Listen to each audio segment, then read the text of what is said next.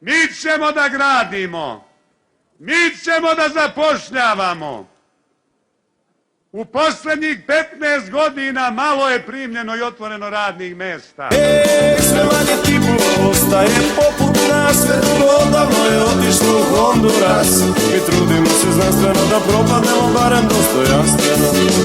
1. juna 100 radnih mesta za dan. Lažeš zlato, lažeš dušo, lažeš tvojim slatkim jezikom. 1. juna 100 radnih mesta za dan. Razmetilio si se, razmetljivko, to je sve što mogu da ti kažem. To je delo Srpske napredne stranke i mene kao kandidata za predsjednika. Ja bih hteo da vlada. Do nove godine napravit ćemo preporod opštine. Biće još mnogo radnih mesta. Mi se ne hvalimo. Mi radimo. Il na zajam, il na kredu, pa sastavljam kraj sa krajem.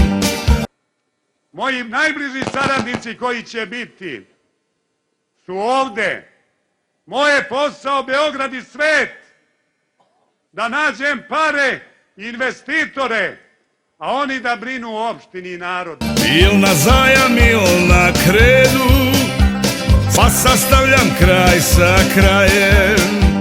Daj mi lovu, daj mi lovu, daj mi lovu, daj mi lovu. Obećam da više neću, opet prodam rok za sveću. Kad vidite ove ljude iza mene, to vam je uspeh i uspešno vladanje u naredne 4 godine.